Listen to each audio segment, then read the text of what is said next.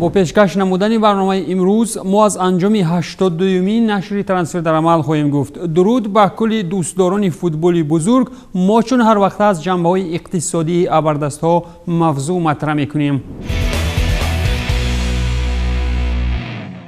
ارتباط ترانسفری مهم امروزها البته سری فوتبال باز انجام شد که تابستان سال 2014 بر عوض 20 میلیون یورو از ریال به یووه رفت و با نمایش مهارت والا 1 ایول سال 2016 بر عوض 30 میلیون یورو بازپس به ریال آورده شده و پس از 4 سال گردش در تیم‌های چلسی و اتلتیکو مادرید پیرلو باز این بازیکن را به تورین می‌آورد. شما با فکرم پای بردید که این نفر کی است؟ بله، آلوارو ماراتا، نفری که پس از گزارش 66 میلیون به چلسی و بازگشت به اتلتیکو مادرید دیگر خود را نیافت و اکنون با امید احیا کنی مسند ورزشی به یوونتوس گزارش کرد. یووه باشد در نوبت خود بر عوض 10 میلیون یورو و حق خریداری 45 میلیونه به ماراتا جای کار داد. بازیگر 27 ساله یک موسم در صف قهرمانان ایتالیا بازی نموده میتواند که شرطنامه را به 1 سال دیگر هم تمدید نماید.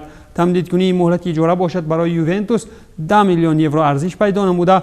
بهره خریداری آلوارو بیانکانیرو را لازم می شود که با وجود ارزان کنی نرخ‌ها 35 میلیون دیگر پرداخت نمایند. ماراتا باشد خود به قول رسانه ها سالانه 7.5 میلیون یورو در تورین معاش میگیرد. اگر با آمار آلوارو ماراتا در سال 2020 در مادرید نظر افکنیم، سابق بازیگر چلسی و ریال مادرید در مسیر 1361 دقیقه در میدان سپری نمودش 7 گل و 3 پاس گل‌آور با آمار گرفته است. در مورد پس از 16 سال بازگشت نمودن لیدز یونایتد به پرمیر لیگ انگلیا ما بارها گفتیم و در خصوص دعوت رودریگو و خاریسون به تیم بیلسا هم قصه کردیم، ولی باز ما را لازم شد که در خصوص لیدز چیزی دیگر زم نماییم. این نوبت ریال سوسییداد اعلان نمود که دیگو لارینته به لیدز گزارش کرد و صف همزبانان بیلسا در شهر لیدز زیاد شدن میگیرد. در خصوص ترانسفر لورینته به لیدز باشگاه اسپانی اعلان نموده خبر میدهد که قرارداد با بازیگر 27 ساله الکی موافقه شده است.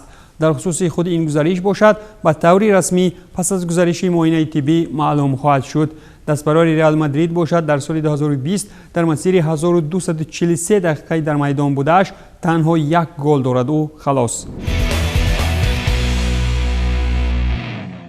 در بوندسلیگای آلمانی باشد اربی لیپزیگ برای باز هم پرقوت کردن دسته ناگلزمن شاهی شمالی را از نروژ خریداری نمود و از همین شاهی شمالی یا خود الکساندر سرلوت بهترین حمله‌آور لیگ ترکی می باشد. برای آلمانیا سرلوت بر عوض 20.4 میلیون یورو به دست آمد. حمله‌آور کریستال پالاس الکساندر سرلوت که موسم قبلی به طور اجاره در ترابزونسپور ترکی موقع خاص پیدا کرد و با اربی لیپزیگ شرطنامه 5 ساله امضا نمود، تحت رقم 19 به میدان می‌براید. بازیگر 24 ساله در موسم قبلی در صف ترابزونسپور 24 گل در 34 بازی سوپرلیگ ترکی به ثمر رسانیده بهترین حمله‌آور چمپیونات ترکیه اعتراف گردیده بود. وابسته به تاثیر ویروس کرونا به جیب ابردسته‌ها همین تابستان ما خریداری‌های بزرگ را کم دیدیم و بیشتر دسته‌ها بازیگران نو را طریق اجاره می آوردند. در ایتالیا باشد اجاره‌گیری نوبتی بازیگران را آتالانتا انجام داد و با یک ارتباط ترانسفری حمایتگر ژیرونا موخیکا را دعوت به برگامو نمود. کلمبیایی 28 ساله در صف تیم کاتالانی ژیرونا از سال 2017 این جانب برآمد نموده به آتالانتا با اجاره دارای حق خریداری آمد.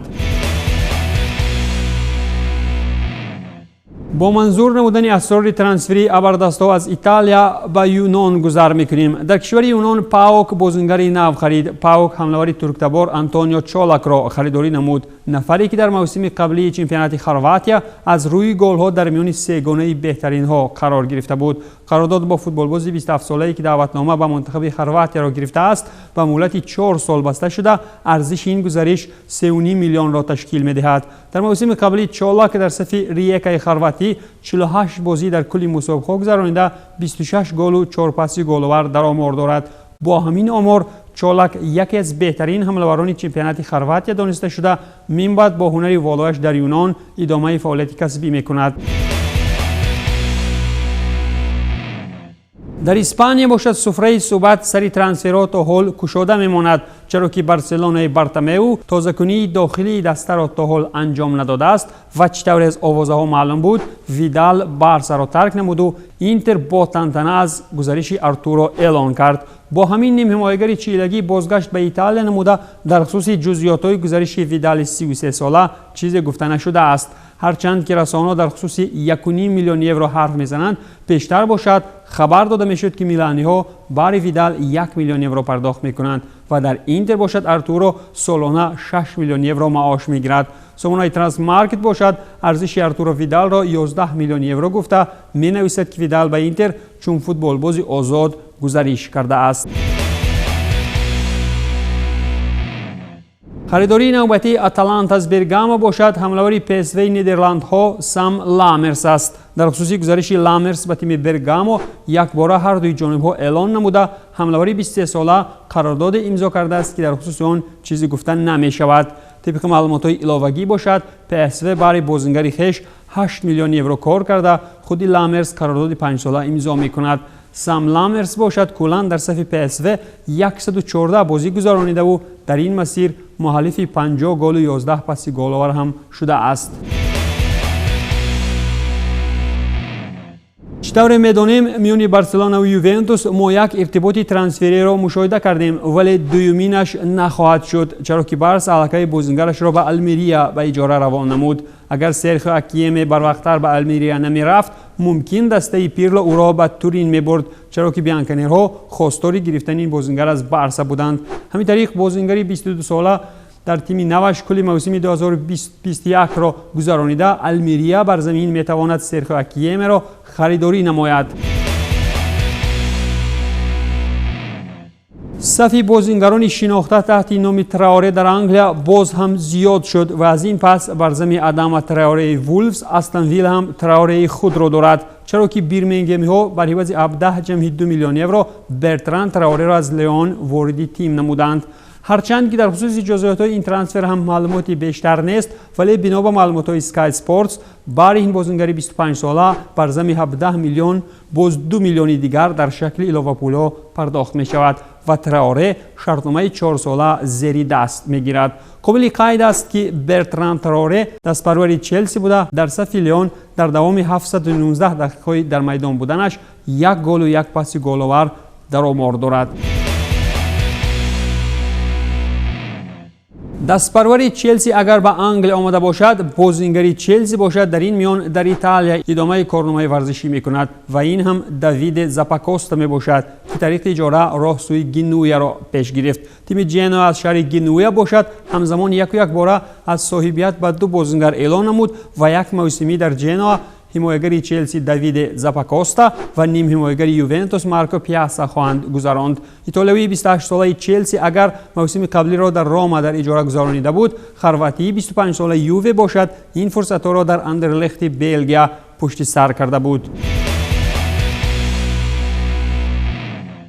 در پرمیر لیگ انگلیا باشد در این میان استون ویلا بر عوض 16 میلیون یورو از آرسنال دروازه‌بان امیلیانو مارتینز را خریداری نمود. بازیگری 28 ساله با همین شرطنامه 4 ساله با ویلا امضا نموده. طبق گفته‌های اسکای اسپورتس با وجود علاوه پولا ارزش مارتینز تا 20 میلیون یورو زیاد می شود.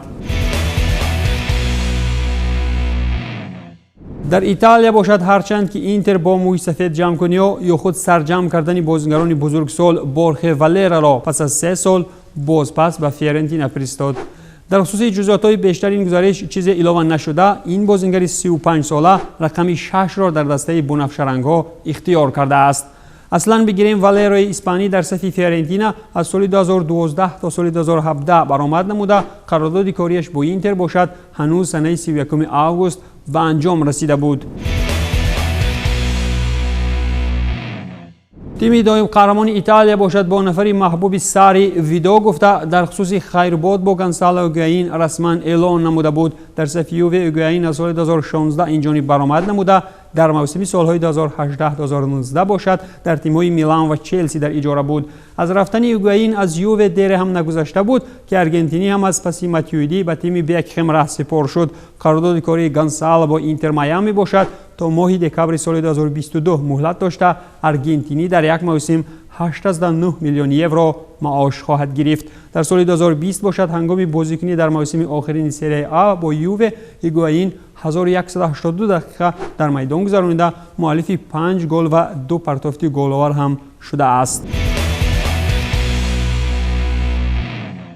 اگر یک پرتغالی دیگر به وولورهمپتون بیاید، پس در فوتبال باشگاهی انگلیا ما منتخب پرتغالیا را عبارت از 11 بازیگر این کشور با رهبری نونو اسپریتو سانتو پرتغالی می‌بینیم، چرا که نیلسون سیمدو 10مین بازیگر پرتغالی در صف وولز گردید. بارسلونا سیمدو را به وولورهمپتون برای عوض 30 میلیون یورو جمعی 10 میلیون دیگر در شکل لیورپول فروخت. فوتبالباز 26 ساله با تیم نوش شرطنامه مهلتش تا سال 2023 امضا نموده، امکان تمدید قرارداد کاری تا ماه یونی سال 2025 هم وجود دارد. در صف تیم کاتالانی باشد نیلسون سیمدو 3 موسم گذرانده در این مسیر با آمار 122 بازی و 2 گل از میدان بیرون شده است.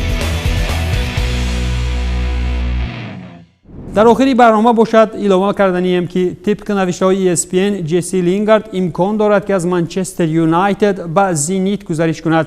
و دوستان عزیز، اینجا رسیدیم به پایان برنامه ترانسفر در عمل. باقی تنسیت و پیروز باشید.